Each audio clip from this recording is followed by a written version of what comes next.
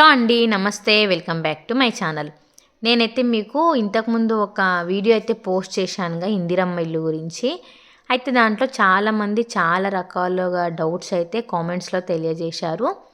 ఇప్పుడైతే నేను మ్యాక్సిమం ఆ డౌట్స్ అన్నీ క్లియర్ చేయడానికైతే ట్రై చేస్తాను. ఫస్ట్ మనకు ఇందిరమ్మ ఇల్లు అంటే దాంట్లో 3 రకాలుగా ఉంటాయన్నమాట. L1, L2, L3 అని. L1 అంటే పూరి గుడిసె ఉన్నవాళ్ళు, మట్టి ఇల్లు ఉన్నవాళ్ళు, ఆర్సీసీ కాకుండా రేకుల ఇల్లు ఉన్నవాళ్ళు, వీళ్ళందరూ మనకు L1లోకి వస్తారనమాట. అంటే వీళ్ళంతా ఎలిజిబుల్, ఇందిరమ్మ ఇల్లుకు వీళ్ళందరూ ఎలిజిబుల్ అనమాట. నెక్స్ట్ L2 అంటే దీనిలలో కూడా ఇందిరమ్మ ఇంటికి ఎలిజిబుల్ అయిన వాళ్ళే ఉంటారు. కానీ మనము మామూలుగా పంచాయత్ సెక్రటరీ ఇండ్ల గురించి సర్వే చేసేటప్పుడు కొందరు మాకు ఇల్లు కట్టుకోవడానికి స్థలం లేదు అని అలా చెప్పింటారనమాట. అలాంటి వాళ్ళందరూ L2లోకి వస్తారు. అంటే ఇల్లు కట్టుకోవడానికి వాళ్ళు అర్హులే, కానీ వాళ్ళకు ఇల్లు నిర్మించుకోవడానికి కావాల్సిన స్థలం లేకపోవడం, అలాంటి వాళ్ళంతా L2లోకి వస్తారనమాట. నెక్స్ట్ L3 అంటే ఆర్సీసీ ఇల్లు ఉన్నవాళ్ళు, 4 వీలర్ ఉన్నవాళ్ళు, ఇంకా ఎక్కువ ల్యాండ్ ఉన్నవాళ్ళు, లేకపోతే వాళ్ళకి ఇంతకుముందు పీరియడ్లో ఎప్పుడో ఇందిరమ్మ ఇల్లు కానీ ఏదో ఒక దాంట్లో ఇల్లు అనేది శాంక్షన్ అయి ఉంటుంది అనమాట. అలాంటి వాళ్ళంతా మనకు L3లోకి వస్తారు. అండ్ ఆల్సో రెంట్ హౌస్లో ఉన్న వాళ్ళు కూడా L3లోకి వస్తారనమాట. ఇప్పుడు L1, L2, L3. L1 వాళ్ళకైతే ఎలాంటి డౌట్ లేకుండా 100% ఇందిరమ్మ ఇల్లు పేమెంట్ 5 lakhs అయితే వస్తుంది. ఈ L2 విషయానికి వస్తే వీళ్ళు పంచాయత్ సెక్రటరీ సర్వే చేసేటప్పుడు మాకు స్థలం లేదని చెప్పింటారు కాబట్టి మళ్ళీ వీళ్ళకు స్థలం ఉంది అన్నట్టు మళ్ళీ డాక్యుమెంట్స్ అనేవి అప్లోడ్ చేసి మనం కలెక్టర్ దగ్గర అప్రూవల్ తీసుకోవాలి. అప్రూవల్ తీసుకుంటే అప్పుడు ఈ L2 వాళ్ళు అనేది L1లోకి వస్తారు. అప్పుడు వీళ్ళకు కూడా పేమెంట్ అనేది అవుతుంది. నెక్స్ట్ L3 అంటే ఆర్సీసీ ఉన్న వాళ్ళు, 4 వీలర్ ఉన్న వాళ్ళు, ఎక్కువ ల్యాండ్ ఉన్న వాళ్ళు ఉన్నారుగా వీళ్ళు. ఇప్పుడు మనకు విలేజ్లో కమిటీ మెంబర్స్ అనే వాళ్ళు ఉంటారు, ఒక 5 members. ఆ 5 members ఊర్లో ఉన్న పేదవాళ్ళని సెలెక్ట్ చేసి పంపిస్తారనమాట. ఆ పంపించిన నేమ్స్కి ఒక గెజిటెడ్ ఆఫీసర్, పంచాయతీ కార్యదర్శి వెరిఫికేషన్కి వస్తారు. అప్పుడు వెరిఫికేషన్కి వచ్చినప్పుడు వాళ్ళది వాస్తవంగా ఆర్సీసీలు ఉందా, వాస్తవంగా 4 వీలర్ వాళ్ళ పేరు పైన ఉందా, ఓల్డ్ ఇందిరమ్మ ఇల్లు నిజంగానే శాంక్షన్ ఉందా, ఇవన్నీ వెరిఫై చేస్తారు. చేసి దీంట్లో ఏ ఒక్కటి నిజం లేకపోయినా ఈ L3 నుంచి మళ్ళీ వాళ్ళను L1కు చేంజ్ చేస్తారనమాట. అప్పుడు వీళ్ళు కూడా ఇందిరమ్మ ఇంటికి ఎలిజిబుల్. ఒకవేళ మనకు ఓల్డ్ ఇందిరమ్మ ఇల్లు వచ్చినా కూడా 10,000 లోపే అప్పుడు మనం తీసుకుని ఉంటే ఇప్పుడు కూడా మనము ఎలిజిబుల్ అవుతాం అనమాట. 10,000 కన్నా ఎక్కువ తీసుకుంటే వాళ్ళు ఎలిజిబుల్ కారు. మొత్తం మనకు ఇందిరమ్మ ఇంటికి వచ్చే మొత్తం అమౌంట్ ఎంత అంటే 5 lakhs అనమాట. 5 lakhsలో మనకు ఫోటో క్యాప్చర్ చేసేది మొత్తం 5 స్టేజెస్లో ఉంటుంది. ఫస్ట్ అయితే ముగ్గేసినప్పుడు ఒక ఫోటో క్యాప్చర్, సెకండ్ బేస్మెంట్ అప్పుడు, third roof level, next 4th slab వేసినప్పుడు, నెక్స్ట్ 5th ఫినిషింగ్ అప్పుడు, ఇలా మొత్తం 5 స్టేజెస్లో మనకు ఫోటో క్యాప్చర్ చేసేది అయితే ఉంటుంది. 5 స్టేజెస్లో 4 సార్లు అయితే పేమెంట్ అయితే అవుతుందన్నమాట. మనకు ముగ్గేసినప్పుడు ఎలాంటి పేమెంట్ అయితే రాదు. బేస్మెంట్ అనేది కంప్లీట్ అయిన తర్వాత ఫస్ట్ పేమెంట్ అనేది వస్తుంది. ఆ ఫస్ట్ పేమెంట్ ఎంత వస్తుందంటే 1 lakh rupees అయితే వస్తుంది. ఈ బేస్మెంట్ పైన మళ్ళీ మనం ఖచ్చితంగా ఫ్లెంత్ బీమ్స్ అనేది వేసుకోవాలి. అలాగైతేనే మనకు ఫస్ట్ పేమెంట్ అనేది వస్తుంది. నెక్స్ట్ సెకండ్ పేమెంట్ వచ్చేసి రూఫ్ లెవెల్ వరకు వచ్చిన తర్వాత సెకండ్ పేమెంట్ అనేది వస్తుంది. సెకండ్ పేమెంట్ కూడా 1 lakh rupee అనేది వస్తుంది. నెక్స్ట్ థర్డ్ పేమెంట్ అనేది స్లాబ్ వేశాక థర్డ్ పేమెంట్ అనేది వస్తుంది. థర్డ్ పేమెంట్ వచ్చేసి 1.4 lakhs అనమాట. నెక్స్ట్ 4th పేమెంట్ అనేది ఫినిషింగ్ మొత్తం అయిపోయిన తర్వాత, అంటే పెయింటింగ్ కానీ, లైటింగ్ కానీ, ప్లంబింగ్ వర్క్, ఇలా మొత్తం వర్క్ ఫినిష్ అయిన తర్వాత 1.6 lakhs అనేవి మనకు పేమెంట్ అయితే అవుతుందన్నమాట. పేమెంట్ అనేది ఎవ్రీ మండే అని బ్యాంక్లో అయితే రిలీజ్ అవుతుంది. అమౌంట్ అయితే మనకు 15 daysకి రావచ్చు, 21 daysకి రావచ్చు, అలా. కానీ మండే అనేది పేమెంట్ అనేది రిలీజ్ అవుతుంది. ఫస్ట్ అయితే మనకు పంచాయతీ కార్యదర్శి అయితే వచ్చి ఇంటిని అయితే క్యాప్చర్ చేయడం అయితే జరుగుతుంది. దాని తర్వాత పంచాయతీ కార్యదర్శి చేసిన తర్వాత హౌసింగ్ ఏఈ వచ్చి ఒక్కసారి వెరిఫై చేసి మెజర్మెంట్స్ తీసుకొని అప్రూవల్ ఇవ్వడం జరుగుతుంది. దాని తర్వాత పీడీ లాగిన్లోకి వెళ్తుంది. తర్వాత పీడీ ఓకే కరెక్ట్ ఉంటే అప్రూవల్ ఇవ్వడం జరుగుతుంది, లేకపోతే రిజెక్ట్ చేయడం జరుగుతుంది. దాని తర్వాత డిస్ట్రిక్ట్ కలెక్టర్ గారు అప్రూవల్ ఇవ్వడం జరుగుతుంది. దాని తర్వాత ఎండి, అట్లా డిఫరెంట్ స్టేజెస్ ఉంటాయి. దాని తర్వాత బ్యాంక్ పేమెంట్ అయితే అవుతుంది. దీనికి మొత్తం ప్రాసెస్ కావడానికి 15 to 21 days అయితే పడుతుంది మనకు అకౌంట్లో అమౌంట్ రావడానికి. నెక్స్ట్ ఇంకా కొలతల విషయానికి వస్తే 400 square feet అబోవ్ ఉండాలి, 600 square feet బిలో ఉండాలన్నమాట. కరెక్ట్ 400 కూడా ఉండొద్దు, కరెక్ట్ 600 కూడా ఉండొద్దు అనమాట. 400 to 600 square feet మధ్యలో ఉండాలన్నమాట. దీన్ని మనము స్క్వేర్ యార్డ్స్లోకి తీసుకుంటే 44 to 66 స్క్వేర్ యార్డ్స్ అనమాట. అంటే 44 నుండి 66 గజాలు. అదే 400 నుంచి 600 అడుగులు అన్నమాట.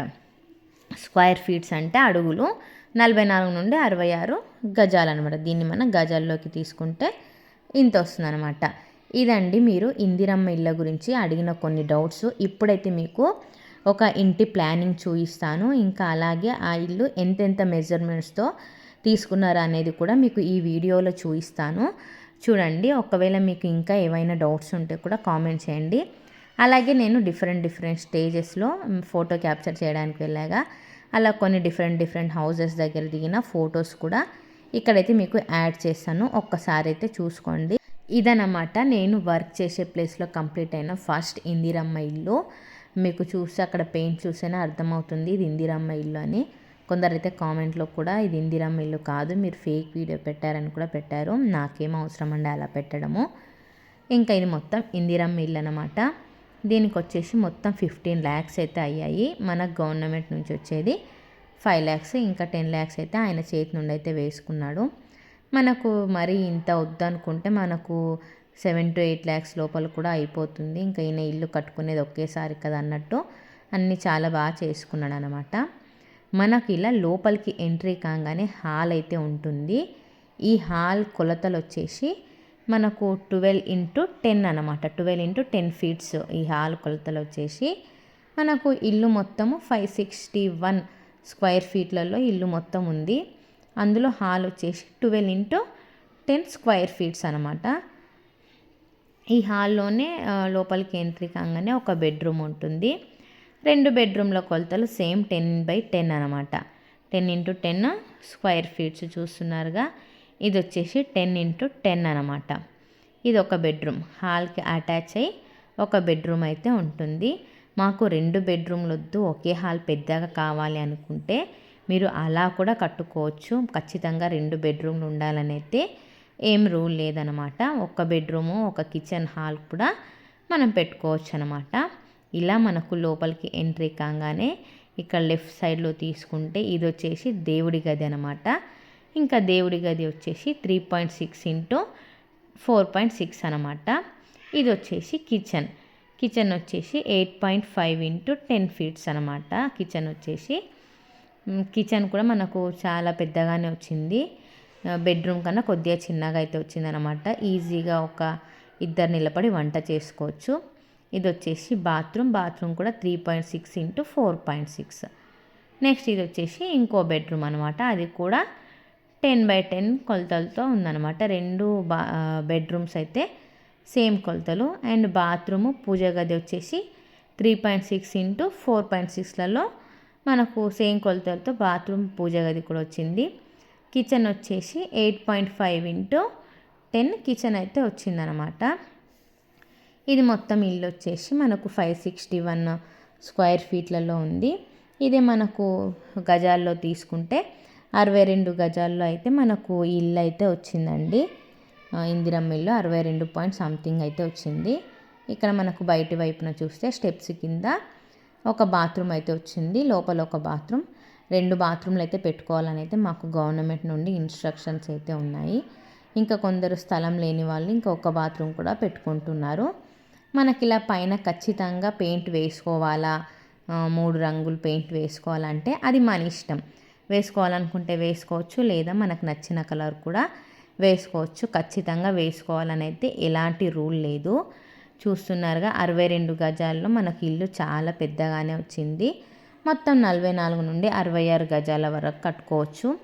ఇంకా ఇదే విలేలో కూడా 65 గజాల్లో కూడా ఇల్లు అయితే వర్క్ అయితే నడుస్తుంది, కానీ ఇంకా కంప్లీట్ స్టేజ్లోకి అయితే రాలేదన్నమాట. ఇప్పుడైతే నేను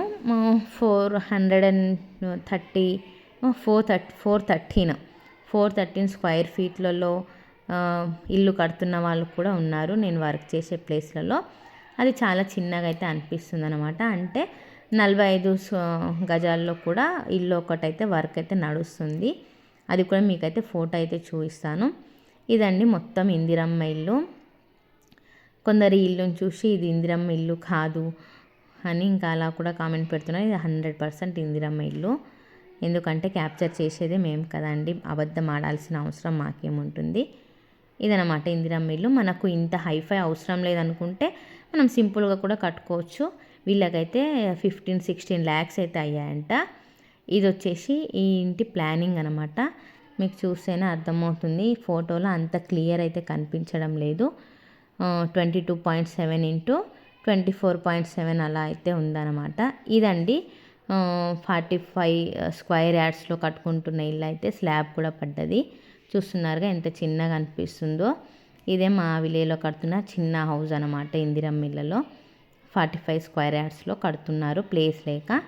మనం కావాలంటే పైన కూడా వేసుకోవచ్చు. పైన కింద కలిపి మనకు 44 స్క్వేర్ యార్డ్స్ పైన ఉన్న కూడా మనకు వస్తుందన్నమాట. ఇప్పుడు ఎలా అంటే సిటీలో ఉండే వాళ్ళకు స్థలాలు ఉండవు కాబట్టి అలాంటి వారి కోసం మళ్ళీ రీసెంట్గా అయితే ఇన్స్ట్రక్షన్స్ అయితే వచ్చాయి. కింద పైన కలిపి కట్టుకోవచ్చు.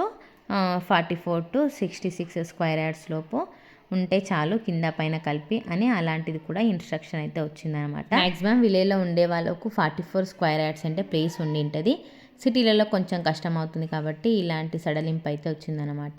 ఇప్పుడైతే మీకు డిఫరెంట్ ఫోటో క్యాప్చర్ ఫొటోస్ అయితే అప్లోడ్ చేశాను చూడండి. ఇవి వచ్చేసి మార్కింగ్ అనమాట. ఫస్ట్ 2 ఫొటోస్ వచ్చేసి మార్కింగ్. ఇలా మార్కింగ్ వేసుకున్నప్పుడు మనకు ఎలాంటి పేమెంట్ అయితే రాదు. ఫస్ట్ క్యాప్చర్ అయితే చేస్తుంది పంచాయతీ కార్యదర్శి వచ్చేసి. ఇది వచ్చేసి సెకండ్ క్యాప్చర్. చూస్తున్నారుగా మీకు వెనకాల ఫ్లెంత్ బీమ్స్ అయితే కనిపిస్తున్నాయిగా సిమెంట్తో. అలా అయితే ఫ్లెంత్ బీమ్స్ అయితే ఖచ్చితంగా ఉండాలి. అలాగైతే మీకు ఫస్ట్ పేమెంట్ అయితే వస్తుంది 1 lakh rupee. Next second payment అయితే రూఫ్ లెవెల్ వచ్చాక సెకండ్ పేమెంట్ అంటే 1 lakh రూపీ అయితే వస్తుంది. ఇదైతే సెకండ్ పేమెంట్ కోసం దిగిన ఫోటో క్యాప్చర్. నెక్స్ట్ ఇది వచ్చేసి స్లాబ్ పడ్డాక థర్డ్ పేమెంట్ అనమాట. ఇది వేరే ఇల్లు.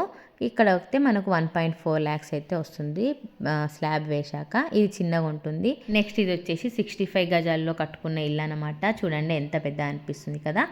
ఇది కూడా ఇందిరమ్మ ఇల్లు అనమాట. నెక్స్ట్ ఫైనల్ స్టేజ్కి వచ్చాక మనకు 1.6 lakh అయితే వస్తుంది. ఈయన క్యాప్చర్ చేసి దగ్గర 20 days అయితే అవుతుంది.